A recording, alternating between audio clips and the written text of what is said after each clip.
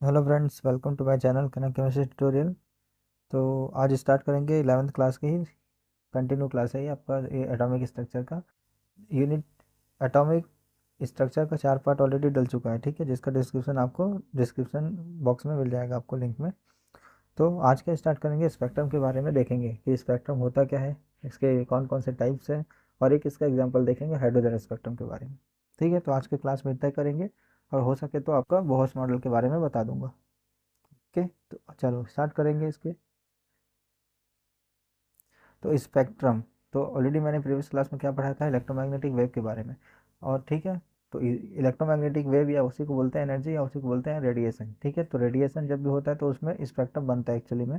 तो स्पेक्ट्रम एक particular wavelength वाला कोई भी रेडिएशन होता है, तो कम मतलब कॉम्बाइंड नहीं होता, ये यूनिक होता है अपना। तो ये क्या हो जाएगा, spectrum is a collection of colour that source of the light travel through the water droplet और प्रिज्म। इसका एग्जांपल दिखाया हो, या प्रिज्म से कोई भी एक सिंगल लाइट जाएगा ना, या कोई कोई भी रेडिएशन निकालो आप, जैसे कि मैंने लास्ट क्लास में पढ़ाया था, बहुत सारे रेडिएशन थे, कॉस्मिक रे, एक्सरे, गामा रे। ओके, आपका आई हो गया, यूवी हो गया, विजिबल हो गया, या अल्ट्रावायलेट लाइट जिसको बोलते हैं आप लोग, यूवी हो गया, ठीक है, माइक्रोवेव हो गया, या रेडियो वेव हो गया। तो पर्टिकुलर उसको जब आप लाइट पास करोगे इसमें, या तो फिर ये वाटर ड्रॉपलेट से यदि आप उसको गुजार रहे हो, तो ये क्या हो जाएगा, रेनबो की तरह आपको स्ट्रक्चर मिलेगा। Rainbow is the most ideal example for this, for a spectrum. ठीक है, तो rainbow are curve of various colour formed when light pass through a water droplet. जब वाटर ड्रॉपलेट से कोई लाइट पास होगा ना, तो उसमें कुछ फिनोमिना होता है, देखो आप। मतलब पर्टिकुलर क्या हो जाएगा भाई, प्रिज्म की तरह काम करेगा आपका, या प्रिज्म बोलो या वाटर वाटर बोलो आप लोग, जैसे भी। ठीक है, तो when rainbow is represented by I spectrum with the following colours. तो जब रेनबो में कौन कौन सा कलर होता है, वायलेट हो गया, इंडिगो हो गया, ब्लू हो गया, ग्रीन हो गया, येलो हो गया, ऑरेंज हो गया, एंड रेड हो गया। विबग्योर जिसको बोलते हैं आप लोग, यही होता है ना। क्या आ जाएगा आपका, विबग्योर, ये हो जाएगा ऑरेंज एंड रेड। तो ये जस्ट एग्जांपल बताया हूँ स्पेक्ट्रम को शो करने का, या जस्ट उसका विजुअलाइजेशन आप कैसे कर सकते हो।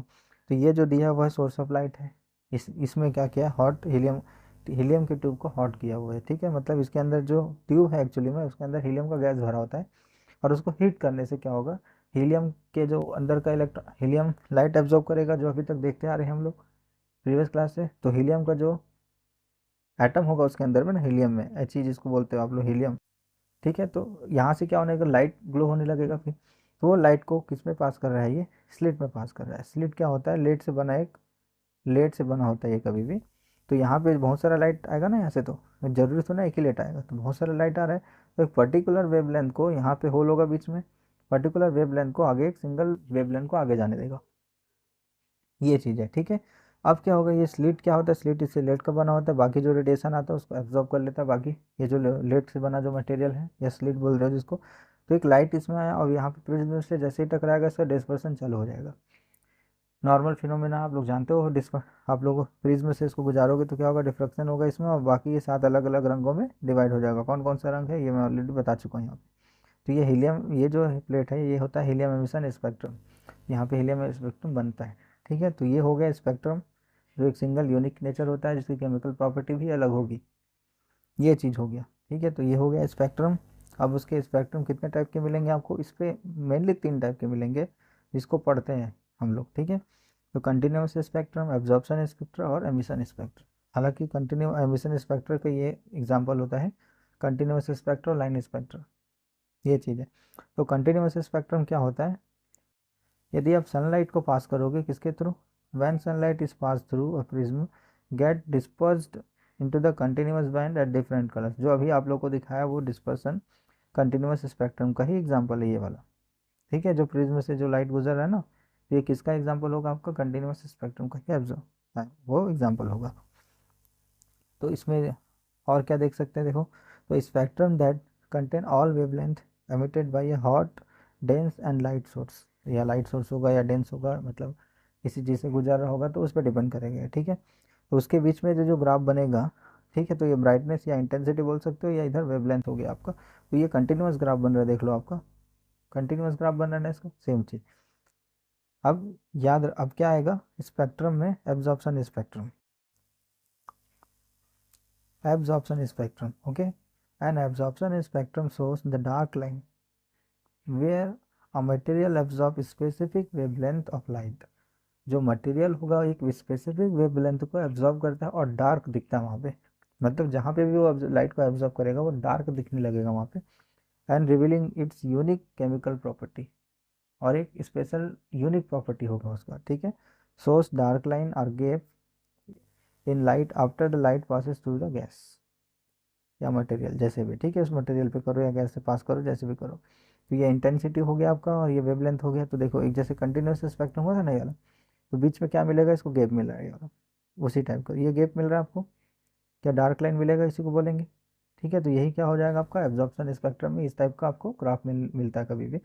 जैसे IR स्पेक्ट्रोस्कोपी जब आप लोग आगे पढ़ोगे, ये आपको बताना भी नहीं चाहिए मेरे को, ठीक है, क्योंकि अलग अलग स्पेक्ट्रोस्कोपी आपके इसमें 12th में या 11th में, 11 12 में नहीं पढ़ते आप लोग, हायर क्लास में पढ़ते हो। तो उस समय स्पेक्ट्रोस्कोपी का मेथड यूज़ करते हैं, इन सब चीज़ों में काम आता है वो। इसका जो ग्राफ होता है ना आपको IR का, इस टाइप का ही मिलता है आपको, ये जैसे इसमें दिख रहा है तो एब्जॉर्प्शन ग्राफ होगा। एमिशन बोलोगे तो जैसे इसका उल्टा होता है, ट्रांसमिशन, ट्रांसमिटेंस जिसको बोलते हैं, ठीक है। ये तो बात की बात हो गई, इसको छोड़ो। तो याद रखना ये बेसिक है, जब आगे कोई भी आप लोग आगे जाओगे हायर स्टडी के लिए तो ये सब चीज़ें आपको काम आने लगेगी। अब और क्या है इसमें, एमिशन स्पेक्ट्रा, एमिशन मतलब समझ ही रहे हो, निकलेगा बाहर इसमें से। Emission spectra shows bright line at specific wavelength where the material release light, light release करता है इसमें, ठीक है, रिलीज होता है। ईच एलिमेंट और molecule emit a unique pattern of lines helping identify the substance and its property, ठीक है। जो भी मटेरियल होगा एक यूनिक लाइन दिखाएगा हमेशा, ठीक है, जो किसके आइडेंटिफिकेशन के लिए काम में आता है, किसी भी मॉलिक्यूल के या सब्सटेंस के, और उसकी प्रॉपर्टी को जानने के लिए। So shows coloured line and light emitted by the glowing gas. तो इसका ग्राफ कैसे बनेगा वो देख लो एक बार, ठीक है। ये देखो इस टाइप का बनेगा, ये ब्राइटनेस बोल दो या तो फिर आप इसको इंटेंसिटी बोल दो, तो इसका जो इस टाइप का आपको ग्राफ बनने मिलता है इसमें, मतलब, ठीक है ना। उल्टा जैसे अभी देख रहे थे ना एब्जॉर्प्शन हो रहा था, ये उल्टा बन रहा है इसका जस्ट, और कुछ नहीं, ठीक है। तो ये हो गए आपके स्पेक्ट्रम और उसके टाइप्स जो मेनली दिए हुए हैं, ओके। अब उसके बाद देखते हैं इसमें एक एग्जांपल आपका हाइड्रोजन स्पेक्ट्रम के बारे में, ठीक है। मतलब हाइड्रोजन को जब लाइट एब्जॉर्ब करेगा, एमिट करेगा, तो कौन कौन से लाइंस आपको मिलेगा इसमें, उसी चीज़ की बात कर रहा है ये, ठीक है। The hydrogen spectrum refers to the set of specific wavelength of light emitted और absorb by the hydrogen atom. Hydrogen atom कितने से मतलब लाइट एब्जॉर्ब कर रहा है और एमिट कर रहा है, तो उसमें कौन कौन से लाइन मिलते हैं आपको, या कौन सा बैंड मिलेगा आपको, उसी को समझाया है ये, ठीक है। When a hydrogen atoms electron move between energy level, between energy level, अब ये इसका न्यूक्लियस होगा, इसके बारे में मैंने बेसिक बताया ही है, ठीक है। और ये जो इलेक्ट्रॉन होता है यहाँ पे ये मूव मूव कर रहा है इधर, ठीक है। इट आइदर एब्जॉर्ब, अब ये जो इलेक्ट्रॉन है यहाँ पे या तो उस एनर्जी को एब्जॉर्ब करेगा या एमिट करेगा, आइदर एब्जॉर्ब और emit the light at precise temper precise precious या sorry precise wavelength and generating a series of spectrum line. जब ये एनर्जी को एब्जॉर्ब करेगा तो कुछ स्पेक्ट्रम शो करता है, ठीक है ना, जो उसके कैरेक्टरिस्टिक फीचर्स होते हैं किसी भी एटम के या किसी भी मॉलिक्यूल का। तो हाइड्रोजन एटम्स जो इसके स्पेक्ट्रम्स होते हैं वो कौन कौन से होते हैं, देखो यहाँ पे दिया हुआ है, ठीक है ना। लाइमर सीरीज जो यूवी रीजन मतलब जब उसमें सेंड करोगे तो यूवी रीजन में होता है कभी भी। लाइमर सीरीज जो इलेक्ट्रॉन ट्रांसमिट, इसका जो इलेक्ट्रॉन होगा ट्रांसमिट कहाँ होगा, N1 एनर्जी लेवल पे होगा। बाल्मर सीरीज में विजिबल रीजन में होता है इलेक्ट्रॉन, ठीक है। Transition to N2 energy level में होगा ये। Paschen Paschen series higher radiation के थ्रू होता है ये कभी भी, ठीक है। जब हायर रेडिएशन पास करोगे तो इसमें जो इलेक्ट्रॉन होगा ट्रांजिशन कहाँ पे, N3 लेवल पे, और हायर एनर्जी लेवल पे चला जा रहा है ये। तब उसमें ये तीनों होते हैं ना जो हायर रीजन पे होते हैं, आपका पास्चन, ब्रैकेट और फंड, सब हायर होगा। तो ब्रैकेट में कौन सा लेवल होगा, फोर्थ लेवल। और पी फंड सीरीज क्या हो जाएगा आपका, फिफ्थ लेवल पे हो जाएगा। तो ये इसके लेवल से कुछ जो लाइन बनते हैं ना डायग्राम, वो वाला चीज़। तो every series has a distinct set of lines, से कुछ पर्टिकुलर डिफरेंट होगा आपका, ठीक है ना, set of lines that serve as a fingerprint for hydrogen. यदि कोई हाइड्रोजन है वहाँ पे तो उस स्पेक्ट्रल से आप पहचान सकते हो कि ये हाइड्रोजन का स्पेक्ट्रम है, जैसे फिंगरप्रिंट होता है ना सबका अलग अलग, अलग अलग पर्सन का अलग अलग फिंगरप्रिंट होता है, तो एक फिंगरप्रिंट से आप उस पर्सन को पर्टिकुलर पहचान सकते हो। तो हर इस एटम का भी ना स्पेक्ट्रल लाइन अलग अलग होगा, जिससे आप क्या हाइड्रोजन है कि क्या है आप उसको पहचान सकते हो। तो ये आइडेंटिफिकेशन के लिए बहुत ज़्यादा इंपॉर्टेंट होता है कभी भी। यदि आप किसी दूसरे प्लानट में जा रहे हो, वहाँ पे हाइड्रोजन है, जैसे मान लो वाटर अभी चंद्रमा पे मिला ना, तो वहाँ पे बहुत सारे स्पेक्ट्रम मिले होंगे आप लोगों को। तो हालांकि ऐसे बहुत सारे टेक्निक्स आ जाएंगे जो H2O को डायरेक्ट पहचान लेगा, ठीक है। तो पर्टिकुलर उसमें हाइड्रोजन है कि नहीं है इसके बारे में जानकारी करना है तो स्पेक्ट्रम लाइन मिलता है उसमें, तो आप उसे भी पहचान सकते हो। तो ये मतलब एक इन्फॉर्मेशन देने का तरीका है और कुछ नहीं। तो helping scientists in to understanding the energy level and atomic structure of the hydrogen को और समझने में आसान करता है और कुछ नहीं है। तो wavelength of various H line, Rydberg introduce the following expression. ठीक है, तो रिडबर्ग नाम के साइंटिस्ट ने इसको कुछ इक्वेशन दिया था इसके लिए, जो आप कौन से लाइन में है आप उसको जान सकते हो, ठीक है, या कितना लाइन मिलेगा उसमें। जैसे कि बाइमर कौन था आप लोग का, फर्स्ट लाइन कौन सा था आपका, लाइमर सीरीज, तो लाइमर सीरीज में कितने लाइन मिलेंगे। ठीक है, तो ये वही बोल रहा है इसमें, तो कितने लाइन मिलेंगे आप उसको पहचान सकते हो कि कितने लाइन मिलेंगे, तो उसके लिए फॉर्मूला दिया हुआ है ये। यदि ये यहाँ से मान लो ऊपर से नीचे मतलब फोर्थ से आपका फर्स्ट लेवल पे आ रहा है, तो इस यहाँ पे इसका फॉर्मूला दे दिया है कि उसकी एनर्जी कि वो कितना लाइन वहाँ पे निकल सकता है, ये मतलब उसका। तो न्यू फ्रिक्वेंसी वेव नंबर हो गया 1/λ इजिकल टू C/न्यू/C। तो आर कितना हो जाएगा इसका 1/n1² माइनस 1/n2²। एन क्या है यहाँ पे, क्या होगा नंबर ऑफ इसका, ये क्या बोलते हैं एनर्जी लेवल। ठीक है, आर क्या हो जाएगा, R is a Rydberg constant, it is the value of, इसका वैल्यू दिया हुआ है मीटर में, पर मीटर में, ठीक है। और ये उसका डायग्राम है जो electron transition for the hydrogen atom, जो इलेक्ट्रॉन ट्रांसफ़र होते हैं हाइड्रोजन एटम में उसके लिए। तो ये पहला एनर्जी लेवल, दूसरा, तीसरा, चौथा, पाँचवा, छठवा और ये सातवां हो गया। ठीक है, और ये अलग अलग लेवल का इसमें दिखाया हुआ है ये सब चीज़ें। लाइमर के लिए अलग है, इसकी एनर्जी लेवल भी बता दिया यहाँ पे। बाल्मर हो गया, पास्चन हो गया, ब्रैकेट हो गया, फंड और हेम्फ्री करके भी होता है जो आपका नेक्स्ट लेवल पे जाएगा, आपका छठवें लेवल पे। ठीक है, तो ये रहा हाइड्रोजन का मतलब स्पेक्ट्रम, इसमें आ रहा था इसलिए स्पेक्ट्रम को एक में ही वीडियो में कंप्लीट कर दिया मैं इसको। ठीक है, ये चीज़ें हैं। तो अभी क्या देखेंगे नेक्स्ट में, हम लोग बोस मॉडल को भी डिस्कस कर लेते हैं। चलो इस ये है बोर एटॉमिक मॉडल के बारे में। तो ऑलरेडी मैंने 3 वीडियो मतलब तीन दो और मॉडल बता चुका था, थॉमसन का, थॉमसन थॉमसन का मॉडल और आपका रदरफोर्ड का मॉडल। ठीक है, जिसमें से रदरफोर्ड का मॉडल और ये वाला जो मॉडल है ये वेरी वेरी इंपॉर्टेंट है, ऐसा बोल सकते हो आप लोग। ठीक है, थॉमसन कभी पूछ दिया तो पूछ दिया, नहीं तो नहीं पूछता है। जे थॉमसन है जिसको बनाया था। ठीक है ना, रदरफोर्ड मॉडल हो गया और आपका ये हो गया बोर मॉडल। तो चलो बोर मॉडल को देखते हैं सबसे पहले क्या होता है। अभी तो लाइन स्पेक्ट्रम के बारे में बता दिया, अब स्पेक्ट्रम के बाद ये वाला देखो आप लोग क्या होता है। इन 1913 नील बोर नाम का साइंटिस्ट था एक, ठीक है, इसका जो भी होगा डेट ऑफ बर्थ या उसका दिया हुआ है, द 1885 to 1962 तक, introduce an alternative atomic model which electrons orbit the nucleus in a circular trajectories. मतलब जो न्यूक्लियस होगा इसके बीच में जो सर्कल होते हैं ना इलेक्ट्रॉन्स के, उसके बारे में इसने जानकारी दिया था। ठीक है, the Bohr's atomic model is constructed based on the series of postulate which are outline below. अब इसके कुछ कुछ मतलब किसके बारे में बताया था या इसके कौन कौन से पॉस्टुलेट थे ये उसमें बताया गया है।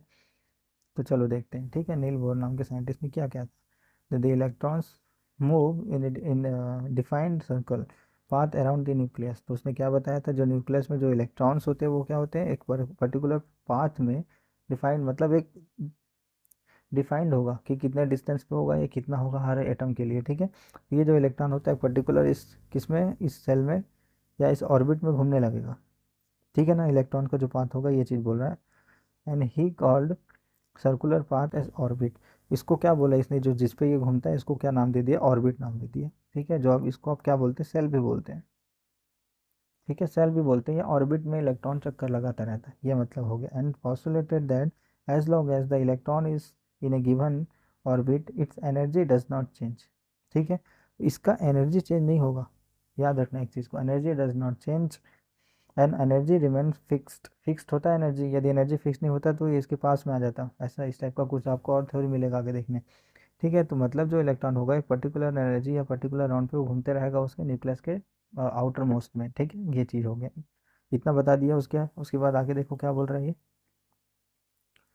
ठीक है ना, this orbit this orbit where therefore refers to as the stationary orbit. मतलब ये जो ऑर्बिट जिस पे ये इलेक्ट्रॉन घूमता है उसको क्या नाम दिया इसने, स्टेशनरी ऑर्बिट। स्टेशनरी मतलब वो वहीं पर रुका रहता है, ठीक है, उसमें कोई मूवमेंट नहीं होता, होता है इलेक्ट्रॉन में ही मूवमेंट है, ठीक है ना। और स्टेशनरी स्टेट बोल दो, या नॉन रेडिएटिंग ऑर्बिट, उसमें कोई एनर्जी रिलीज नहीं होता, ठीक है, इलेक्ट्रॉन खाली घूम रहा है उसमें और कुछ नहीं। एक चीज़ हो गया। तो ये सेल हो गया आपका, इसके में जिसमें इलेक्ट्रॉन घूमता है वो सेल, इसको सेल भी बोलते हैं और ऑर्बिट भी बोलते हैं, ठीक है। बीच का पार्ट न्यूक्लियस हो गया, ये इलेक्ट्रॉन हो गया, बाकी सेल और ऑर्बिट हो गया। ये चीज, इतना चीज़ उसने बताया। अब आगे और देखो क्या बोलता है वो, ठीक है। तो नील बोर ने इसमें रिसर्च किया था।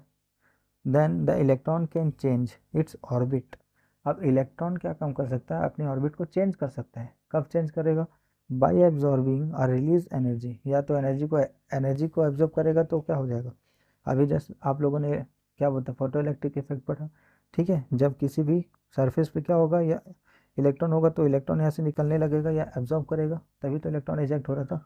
तब इसमें क्या हो रहा है, ये जैसे ये इलेक्ट्रॉन मतलब इलेक्ट्रॉन एनर्जी को एब्जॉर्ब करेगा, ये चला जाएगा हायर एनर्जी लेवल पे, इसी की बात कर रही है, ठीक है। इसलिए मैं पहले ऑलरेडी वो सब चीज़ पढ़ा दिया ताकि इस चीज़ को आप रिलेट कर सको आराम से। तो the electron can change it orbit by the absorbing और release energy. An electron at a lower state of energy, E I initial stage बोलोगे, can go to the final higher energy level बोल सकते हो इसको आप, ठीक है, E F, by absorbing a single photon of energy by given, ठीक है। तो फोटोन को एनर्जी को एब्जॉर्ब करके ये किस में चला जाएगा, हायर एनर्जी लेवल पे चला जाएगा। जैसे कि आपके पास यहाँ पे कोई इलेक्ट्रॉन है, ठीक है, तो ये आपका ग्राउंड लेवल हो गया, इनिशियल जिसको बोल रहे हो आप लोग। इसको जब आप लोग हीट करोगे तो यहाँ से इलेक्ट्रॉन निकलेगा, ठीक है, तो ये इलेक्ट्रॉन कहाँ चला जाएगा, आपका हायर एनर्जी लेवल पे चला जाएगा। इसी की बात कर रहा है, मतलब यहाँ से इधर शिफ्ट हो गया, किसके थ्रू हुआ, एनर्जी एब्जॉर्ब किया, तभी तो थ्रू एनर्जी एब्जॉर्ब किया ना, उस एनर्जी को लेकर ये इधर चला गया। ये चीज़ हो गया। तो E is equal to H new, उसको क्या बोल सकते हो, फाइनल को आप इनिशियल से घटा दोगे तो आपको एच न्यू मिल जाएगा। सेम चीज़ सिमिलरली, समझ रहे हो क्या बोल रहा हूँ मैं यहाँ पे। Similarly when electron changes its orbit from higher initial stage of energy to a lower state of energy, a single photon of energy is released. अब क्या बोल रहे हैं देखो इसमें, तो एनर्जी जैसे ही चेंज, जैसे कोई ऑर्बिट है या कोई इलेक्ट्रॉन है इधर से इधर की ओर जा रहा है, ठीक है ना। ये क्या बोल रहे हैं देखो ना, higher energy state energy E I to lower energy of final stage, lower energy of final stage, a single photon electron is release. तो यहाँ से क्या हो जाएगा ना, जैसे ही ये ऊपर की ओर जाएगा यहाँ पे, तो यहाँ से ना एक रेडिएशन निकलने लगता है, ठीक है ना, जिसको रिलीज कर एनर्जी फोटोन के फॉर्म में रिलीज भी होता है, याद रखना इस चीज़ को, जिसको रेडिएशन बोल रहे हैं यहाँ पे, ठीक है ना। तो E1 अब यहाँ पे क्या समझा रहा है, यहाँ पे जैसे न्यूक्लियस हो गया तो E1 हो गया, E2 हो गया, E2 हो गया, जैसे भी आपका। तो यहाँ पे एच नहीं होगा, यहाँ पे एक इलेक्ट्रॉन क्या करेगा, एनर्जी रिलीज करेगा यहाँ से, ठीक है ना। तो absorption of emission of photon cause the electron to change this energy level. तो एनर्जी यदि फाइनली कंक्लूड करो तो क्या बोलेगा, यदि आप लोग इलेक्ट्रॉन पे एनर्जी आप लोग एनर्जी मिलेगा तो ये अपने हायर एनर्जी लेवल पे चला जाएगा, ठीक है। इतना ही समझो इसमें फिलहाल तो। एंड तीसरा क्या बताया था इन्होंने, देखो ऑर्बिट के बारे में बताया कि इलेक्ट्रॉन एक पर्टिकुलर डिफाइंड वॉल्यूम मतलब डिफाइंड सेल में घूमने लगता है या ऑर्बिट में घूमता है इलेक्ट्रॉन। उसके बाद वो एनर्जी, यदि इलेक्ट्रॉन सेल को चेंज कर सकता है कब, जब यदि वो एनर्जी को रिलीज करे या एनर्जी को एक्सेप्ट या एब्जॉर्ब करे, तो वो अपने सेल को चेंज कर देता है, वो हायर एनर्जी लेवल, ग्राउंड से हायर एनर्जी लेवल पे चला जाता है। दूसरा बात, तीसरी बात क्या बोल रही है, the angular momentum of an electron of mass moving in circular orbit of radius R and the velocity of integral multiple of H by two pi. अब इसके बाद इसमें क्या बता दिए, मतलब इसकी जो काइनेटिक एनर्जी है कितने, इसको क्या बोलते हैं, वी आर यही होता है ना आपका। तो ये इसकी एनर्जी कितनी होगी, ये भी उसको भी डिफाइन कर रही है, ठीक है। तो जो ये सेल की बात कर रहा है ना, ये जहाँ पे ये एन है, ये क्या होता है, positive integral, this is called known as quantum principal quantum number. इसको मैं बाद में बताऊंगा आप लोगों को, टाइप जब पढ़ाऊंगा क्वांटम नंबर के बारे में, ठीक है। तो ये किसको रिप्रेजेंट करता है, ये एन क्वांटम नंबर को, कि ये कौन से सेल में है एक्चुअली में। यदि N1 होगा इसका मतलब ये यहाँ फर्स्ट सेल में है ये, या जिसको बोलते हैं KLM आप लोग यूज़ करते हो, ठीक है। एंड मान लो यदि 2 होगा इसका मतलब क्या हो गया, सेकंड सेल में है। 3 में है मतलब तीसरे सेल में। 4 है मतलब चौथे सेल में है, ये बोल रहा है ये, ठीक है। अब देखो जैसे कि यहाँ पे कुछ डायग्रामेटिक समझाया, ये पॉजिटिव न्यूक्लियस हो गया, ये पहला सेल हो गया N1 आपका, इसकी एनर्जी कितनी होगी, 136 होगी, बहुत ज़्यादा होगी ये, याद रखो -136 होता है, बहुत ज़्यादा एनर्जी निकलेगी, क्योंकि ये न्यूक्लियस के पास में होता है, जो पहला वाला है, और इलेक्ट्रॉन होगा ना ये वाला, तो ये न्यूक्लियस के पास है, जो इलेक्ट्रॉन फोर्स होगा ना वहाँ पे, इलेक्ट्रॉन क्या बोलते हैं उसको, इफेक्टिव न्यूक्लियर चार्ज। तो इफेक्टिव न्यूक्लियर चार्ज इसका ज़्यादा होगा, जिसकी वजह से इस इलेक्ट्रॉन को यदि मान लो बाहर निकालोगे, या जैसे भी मतलब, ठीक है, तो इसकी एनर्जी बहुत ज़्यादा हाई होगी, 13.6 है, हाँ ये वाला -13.6, ये क्या होगा, -3.4। जैसे जैसे दूर जाओगे तो न्यूक्लियस और इलेक्ट्रॉन के आउटर मोस्ट का जो इलेक्ट्रॉन है उसका डिस्टेंस बढ़ता जाएगा, तो उसका फोर्स ऑफ अट्रैक्शन भी कम होता चला जाएगा, ये मतलब है इसका। ये वाला देखो दूर होते जा रहा है कि नहीं, तो उसकी एनर्जी कम लगेगी उसके इलेक्ट्रॉन को निकालने के लिए, जैसे भी बोलो, ठीक है। तो ये कितना लगेगा, 1h/2 पाई, ये 2h हो जाएगा सेकंड सेल के लिए, थर्ड सेल के लिए, फोर्थ सेल के लिए, फिफ्थ सेल के लिए, बाकी तो सेम फार्मूला सेम है। तो इसकी काइनेटिक एनर्जी है MVR, ठीक है। तो ये वो तीन टाइप के, तीन फिनोमिना बताया था उन्होंने। अब उसके कुछ कुछ लिमिटेशन भी थे, ठीक है, बोर्स मॉडल का। आई होप आपको समझ में आ रहा होगा, ठीक है। The theory does a very good job of accounting for the predicting the energy of the hydrogen line spectrum, और ठीक है, और सिंगल इलेक्ट्रॉन स्पेक्ट्रम। तो ये मतलब इसका जो थ्योरी था वो एक सिंगल जो हाइड्रोजन स्पेक्ट्रम के बारे में तो अच्छे से बता पाया, ठीक है ना, लेकिन जहाँ पे ये मल्टीपल, जिसके पास मल्टीपल इलेक्ट्रॉन थे, उसके कॉन्सेप्ट को ये समझा नहीं पाया कि ये कैसे हो रहा है चेंज, या फिर कैसे करेंगे, ठीक है। तो line spectra of atom with more than one electron could not explain by this theory, ठीक है, by this theory was atomic theory does not explain the presence of multiple lines. वही बोल रहा है, यदि मल्टीपल लाइंस होगा तो कैसे होगा उसमें, किस टाइप के मतलब चेंज होगा, या हायर एनर्जी लेवल पे जाएगा, या कैसे जाएगा, इसको नहीं समझा पाया वो, ठीक है। तो वहाँ पे इसका थ्योरी उस कॉन्सेप्ट से फेल हो जा रहा था। तो theory does not explain the splitting of spectral line in magnetic field. Magnetic field में यदि कोई चीज़ स्पेक्ट्रम यदि स्प्लिट हो रहा है, जिसको क्या बोलते हो आप लोग, जीवन इफेक्ट बोलते हो, ठीक है। एंड इलेक्ट्रिक फील्ड पे यदि कोई स्प्लिट हो रहा है तो उसको बोलते हैं स्टार्क इफेक्ट, ठीक है। Intensity of spectrum line was also not explain by this bourse atomic model. तो कुछ कुछ लिमिटेशंस है जिसको नहीं समझा पाया था, फिर और कोई साइंटिस्ट आया वो उसको समझाया। The understanding the principle could not explain by this hypothesis, मतलब इस थ्योरी के हिसाब से ये सब चीज़ों को नहीं बता पाया, ठीक है। कुछ हद तक उन्होंने अच्छी जानकारी दी, बट कुछ हद ऐसे हो गया जिसको जानकारी नहीं दे पाए। तो ये था आपका बोहर एटॉमिक मॉडल। तो अभी क्या क्या बता दिया आप लोगों को बोहर एटॉमिक मॉडल के बारे में, जो मोस्ट इंपॉर्टेंट एग्जाम में पूछा जाता है, ठीक है। स्पेक्ट्रल बता दिया, स्पेक्ट्रम में भी आपको तीन टाइप हो गए, तीन टाइप हुआ ना, कौन कौन सा स्पेक्ट्रम आप लोगों ने पढ़ लिया, continuous spectrum, emission spectrum and absorption spectrum, उसको समझा दिया ग्राफ कैसे बनेगा, लाइन कैसे आएगा उसमें, ठीक है। और उसमें एग्जांपल देख लिया हम लोगों ने हाइड्रोजन स्पेक्ट्रम को, तो हाइड्रोजन स्पेक्ट्रम को भी अच्छे से पढ़ लिया, पांच अलग अलग उसके वो क्या थे, लाइन स्पेक्ट्रम मिल रहे थे, इसके बेस पे भी आपको क्वेश्चन पूछा जाता है, ठीक है। कि पर्टिकुलर जो वार्मर सीरीज है उससे आपको कितने लाइन मिलेंगे, क्या होगा, देखेंगे लास्ट में जब पूरा करेंगे तो, ठीक है। ये चीज़ है जो किसी ने बोला था NCERT सॉल्यूशन को भी बताने के लिए, तो वो भी मैं बताऊंगा, एज इट इज़ बता दूंगा आप लोगों को, जैसे भी देख के।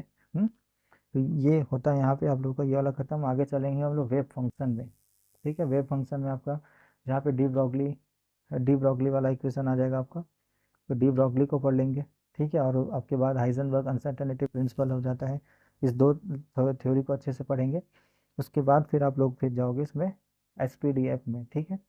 जो SPDF करके था ना, इसका शेप स्ट्रक्चर, मतलब इसका शेप क्या होता है, फिर इलेक्ट्रॉनिक कॉन्फ़िगरेशन क्या होता है, वो सब आप अब लास्ट हो जाएगा आपका, ठीक है। बस यहाँ तक थोड़ा, आगे वाला बहुत इंपॉर्टेंट है, लेकिन ये सब कुछ अच्छे से पढ़ लो, समझ लो, फिर आगे आपको पूरी चीज़ें आसानी से समझ में आने लगेगी, क्या क्या चीज़ होता है, क्वांटम नंबर क्या होता है, चार टाइप के होते हैं क्वांटम नंबर, तो उसको भी पढ़ेंगे कैसे होता है, ठीक है। तो चलिए, वीडियो अच्छा लगा होगा तो लाइक कीजिए, सब्सक्राइब कीजिए, दोस्तों तक शेयर कीजिए, ठीक है। चलिए मिलते हैं नेक्स्ट क्लास में, तब तक के लिए थैंक यू।